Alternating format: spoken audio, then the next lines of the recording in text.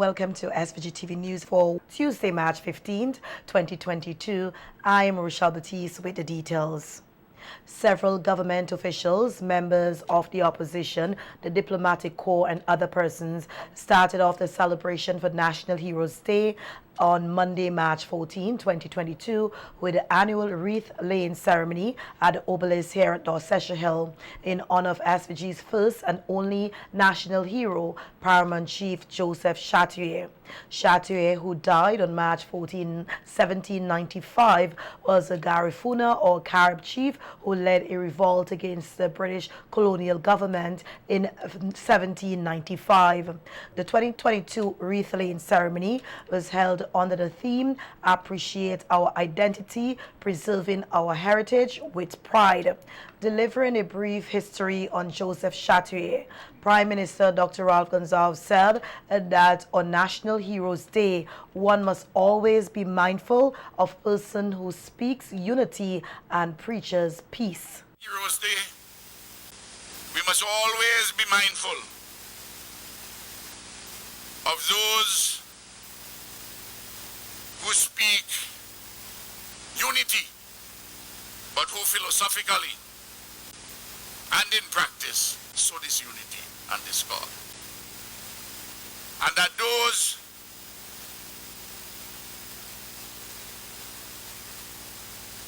who preach peace and simultaneously wage war are hypocrites.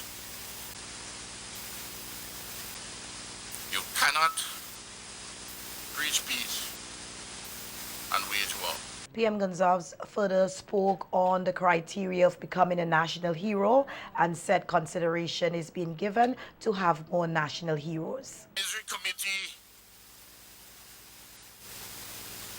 on National Heroes shall have regard to whether that person A has given outstanding service to St. Vincent and the Grenadines, and his or her contribution has altered positively the course of the history of St. Vincent and the Grenadines.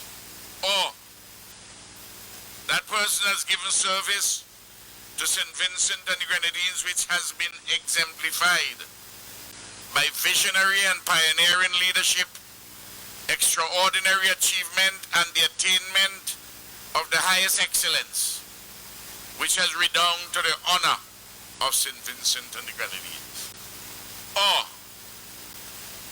that person has, through his or her heroic exploits and sacrifice, contributed to the improvement of the economic, social, or political condition of St. Vincent and the Grenadines and Vincentians generally. Opposition leader Dr. Godwin Friday, who also spoke at the wreath-laying ceremony, spoke of the courage and sacrifice of Joseph Chatouillet. Dr. Friday called for unity among Vincentians, noting that persons must work together so that everyone can succeed, no matter their background or belief. In short, we must work together to build a country, our country, and to do so in the words and example of Chatouillet as a united people. Today we express this, of course, the common phrase, one people, one nation, one Vinci. There is perhaps no better time than Heroes Day to call upon our better angels and together pledge to lift our game for the common good. To transcend mediocrity and limited thinking and aim higher, to consider how we are now and might become heroes in our own right. Every day offers us opportunity. It is for us to recognize them, to embrace them, and to make them count. Minister of Tourism and Culture, Carlos James, spoke of the challenges that the country faced last year with the eruption of La Soufrière volcano and the COVID-19 pandemic. He noted that those affected by these challenges were mostly from indigenous communities. On to these challenges: constructing homes for those adversely impacted, extensive repairs to public infrastructure and enhancement of services in those areas affected, millions in income support for those who lost livelihoods, and production support to farmers and small business operators in the red and orange zones. As we remember Paramount Chief, the Right Excellent Joseph Shattey, let us use this occasion to recommit ourselves to the struggle for working class people. This is our history, our people, our struggle. We remain resolute in our quest for social justice and the development and advancement of our people. And the 9th International Garifuna Conference was held virtually over the weekend under the theme Building Resilience, Creating Culture, Capital for Sustainability of the Garifuna Heritage. The conference was hosted by the Garifuna Heritage Foundation in collaboration with the UWI Open Campus SVG. Cultural Officer in the Ministry of Tourism and Culture, Maxine Brown, said that they are in the process of creating 2 manuscripts written by 4 local historians, which will help to educate the younger generation about the Garifuna history. Recently, St. Vincent and the Grenadines was elected to serve on the World Heritage Committee from 2021 to 2025. Yes, we continue to do our part as the ministry. We are in the process of developing 2 manuscripts co-authored by 4 of our local historians, Dr. Steve Scott, Adrian Fraser, Arnold Thomas, and Gary Denny, that will provide opportunities for us to teach our local history. So we are indeed doing our part to ensure that our students know and learn all about who we are and where did we come from. In essence, we continue to do our part to obtain and maintain and retain our Garifuna heritage. Speaking of the theme for this year's conference, Building Resilience, Creating Culture Capital for Sustainability of the Garifuna Heritage, Brown said that the struggles of our forebears left us with no other choice but to be resilient. It is this resilience that we have to now use to continue the fight. A fight that speaks to the reawakening, reclaiming, revamping, retention, and our re-education for our people, so that our stories can be told, made known, and be truly appreciated.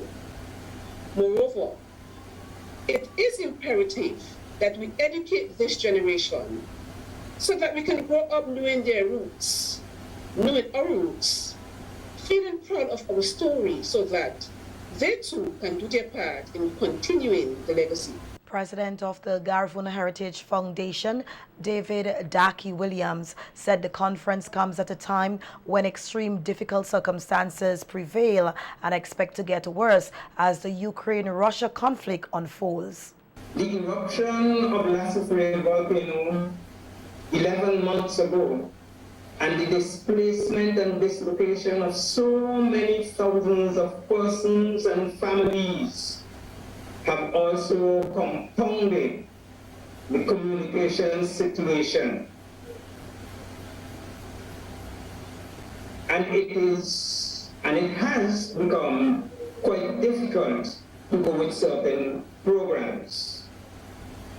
The red zone around the volcano is inhabited almost entirely by the indigenous populations of St. Vincent and the Grenadines, namely the Garifuna and Kalinago peoples.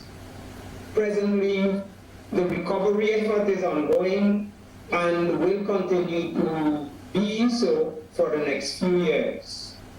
A high percentage of families in that red zone have returned to their homes, to their animals, to their farms. In other news, one secondary school will be rebuilt and 8 other schools are set to receive a facelift when government commences the school's improvement project. The project is a partnership between the Ministry of Education and the Caribbean Development Bank and will result in a new Sandy Bay Secondary School and infrastructural upgrades at the Barley Alnican and Government School, Kingston Alnican, Beckway Community High, St. Vincent Grammar School, Girls High School, Thomas Saunders Secondary, and the Sinclair Dakin Secondary. This program will be done at a cost of just over 45.8 million EC dollars, of which the major component is being provided through a loan from the Caribbean Development Bank. Minister of Education Curtis King said the project will be followed by other school improvement projects to start this year and end in 2024. The second phase of the improvement projects will include some additional classrooms at some schools and all schools across the island being outfitted with new computers. Minister King said the eruption of La Soufrière volcano and the COVID-19 pandemic have made it a priority for government to upgrade the schools.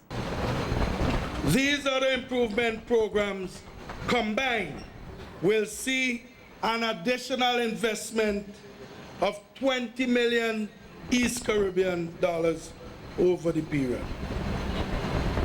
We make this investment at this time despite our economic challenges and the competition among the various sectors for the use of the limited resources available to us. It is a situation that is made even more acute as a consequence of the impact of the COVID-19 pandemic and the explosive eruption of our La Soufrière volcano. And Prime Minister Dr. Ralph Gonsalves told attendees at the project launch today that the education outcomes in SVG have improved significantly over the years. But what we have to watch, quality leadership in the school, quality teaching, quality parenting, maximum effort by the student, and a supportive environment by the state and the community. And then we will get the outcomes improved. Of course, secondary school, we have made all the advances there. Everybody goes to secondary school. Once you go to the Caribbean primary exit assessment exam. We have developed further in the area of special education. We are the recognized leader in technical and vocational education in the OECS. The Organization of American States, the OAS, through its Development Cooperation Fund, has approved a grant of $100,000 to support the Center for Enterprise Development, CED, with its project to accelerate the growth of micro, small, and medium enterprises in St. Vincent and the Grenadines through innovation and technology. The project will be implemented by CED during the OAS DCF's 2021-2024 project cycle under the theme Retooling MSMEs through innovation and technology. CED said the goal of the project is to help MSMEs achieve economic recovery and sustainable development by promoting change in strategies and business practices through technology and innovation. Under this project, the CED is expected to execute the Resilience Through Innovation and Technology MSME Recovery Program, which features a series of trainings and other initiatives geared towards strengthening the capacity of the technology process of MSMES. The first activity under the project will be a one-week workshop on design thinking to develop a business by CED. The workshop is scheduled for the 25th to the 29th of April.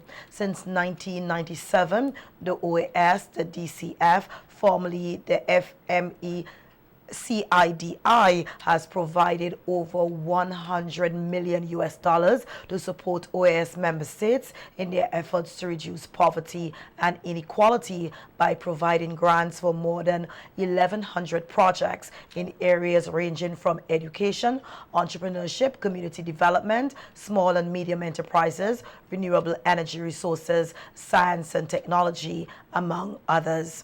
In 2014, the DCF was restructured to become more innovative, participatory, and results-oriented, with a mandate to build synergies and strategic partnerships with like-minded organizations to bring even greater benefits to member states and to capitalize on the growing opportunities for South-South cooperation in the region. Prime Minister Dr. Ralph Gonsalves on Friday said the president of Russia, Vladimir Putin, has acknowledged receipt of his letter, which was sent last month, expressing concern about the conflict in Ukraine. In a letter dated February 24, 2022, the contents of which were initially withheld from the public, PM Gonsalves told President Putin he considers the military operation in Ukraine neither necessary nor desirable and urged the Russian leader to cease the operation. Responding to questions from the media during a site visit to the Richmond quarry on Friday, PM Gonsalves said they did receive a response from Russia, but he will not be speaking on its contents. There has been an acknowledgement of the receipt of my letter, and in relation to my communication or communication from other heads of state or government to me, I don't conduct diplomacy in public. And I'm not going further to tell you whatever other communication there has been between the government of St. Vincent and the Grenadines and the Russian government, or indeed the government of St. Vincent and the Grenadines and representatives of the British or American government. Gonsalves also spoke on the issue of sanctions against Russia, saying SVG has and will continue to follow the sanctions set down by the United Nations Security Council. However, he noted for sanctions implemented by individual nations, SVG government is under no obligation to comply. He explained the mutual legal assistance treaty arrangements held between SVG and other countries that will be used to govern what legal action is taken against foreigners. Unilateral sanctions, we are under no obligation to follow any unilateral sanction by any country. If you have a particular individual or company that you require action to be taken under the mutual legal assistance treaty, you inform us through the usual channels, and there's a process. Over the weekend, SVG marked the 2-year anniversary of the first COVID-19 case being recorded. To date, there is only one active case on the island. An infectious disease specialist and member of the National COVID-19 Task Force, Dr. Gerald Thompson, said SVG appears to be at the end of the third wave of the virus. However, he said there are still concerns about a fourth wave of the virus affecting the island. There's a new variant called the Deltacron. It's a combination of the Delta virus and the Omicron. The Omicron was more transmissible, milder, and less deadly, and the Delta was less transmissible, but certainly much more deadly. What it means is that you really and truly don't want a fourth wave. And so as if you do some measures to relax, it should be done a little slower, a little slowly, and everybody should still be very conscious. We should not just throw caution to the wind. And I think that this is certainly be helpful, especially as we are planning for big events like Carnival. Dr. Thompson said he is aware many people are interested in the plans for Vincy Mas 2022, and an event of this size requires significant planning and monitoring of illnesses if the island is to avoid a super spreader situation. Right now, a lot of testing is still being done. People who are ill, but people seem to be ill from other illnesses, the flu, maybe influenza A, maybe influenza B, we don't know. But there's some other bugs that are going around causing persons to be infected. We'll have to track this, and I'm pretty sure that there will be a continual reassessment of the situation going right down to Carnival. But for Carnival, we have to plan properly and to make sure that our people are protected. Dr. Thompson said though it may seem as if some countries are calling the pandemic over and relaxing their COVID-19 mandates, the World Health Organization, the WHO, is the only group that can officially declare an end to the global pandemic. With what we're seeing in China, Germany has had 1.3 million cases in the last week. They've said they're not ready yet, and we will wait. But at the same time, the virus is going to go into a phase of what we call being endemic. It's still going to be circulating around, and it's hopeful that you have a high vaccination rate in your society so there isn't a flare-up again. And with many Vincentians, both home and abroad, eagerly anticipating the return of Vincy Mas, preparations have already started for the hosting of this year's festival. However, in what form is still unclear. Tourism and Culture Minister Carlos James said mass band leaders are already putting things together for the festival. Well, certainly, and I know a number of the mass bands are putting together. In fact, they're building costumes. Just yesterday, one of the popular bands, I happened to, by chance, I had a conversation with one of the band leaders, and I said, well, what's happening? He said, we are coming. And I said, well, I'm happy to hear that. And I know that Vincentians are looking forward to an exciting period of Carnival. There's a sense that people want to really get out there and to release a level of tension that has been built up over being indoors for the last 2 years. We need to legislate. The COVID-19 pandemic. Minister James said they are quite aware that the pandemic is not yet over, and his ministry, along with the Carnival Development Corporation, have to come up with creative ways to make Vincy Mas 2022 work and entertaining for all. Well, I know there are a number of creative elements that the CDCs they're putting together. For instance, you may not have a panorama, but you may have a festival of pan, which would allow as much persons who are fully vaccinated to participate. The traditional backstreet masquerading, you may not have that this year, but we're looking at an alternative venue. The Old Itik Joshua tarmac at the Aronsville Old Airport Joshua Center, because the area is fenced and you can control and limit the amount of people who can actually enter the area. So there are some control measures which can be put in place there, bearing in mind the COVID protocols.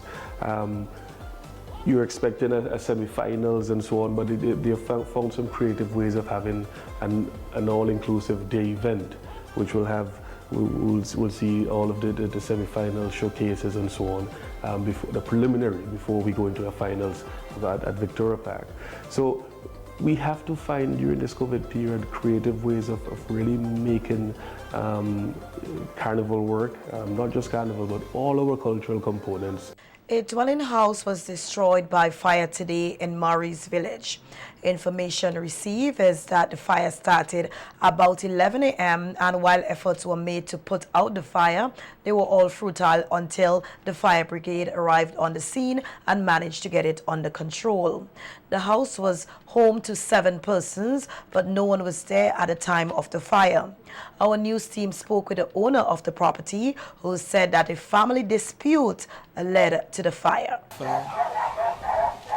Okay, has the police already been contacted? Yes. Do you think this was a deliberate act? I think something is wrong with him. That's a deliberate act. Why you use the word nobody in concern about him? Well, it could be something is wrong with him. You use the word somebody is in concern about him. So that is a deliberate act. It can be deliberate. It has to be a deliberate act, yeah? You know what you're doing? As you want to use that word there. And how many persons are living here? My brother lives up here with his children, and it's as somebody was living downstairs. It was like a means of because I'm not working and my husband not working, so somebody was renting this back. At the scene was MP for East Kingston, Fitzgerald Bramble, who knew the family well and is pleading for help on their behalf in any way possible. Our house was on fire in Maui Village. Of course, you know, this is my constituency and I try to stay in connection as much as possible. I came up and I discovered that the building, the house that burnt, belongs to Miss Marcel Batiste, who's the mom of Kimon Batiste. A lot of people know Kimon as a popular designer and so on.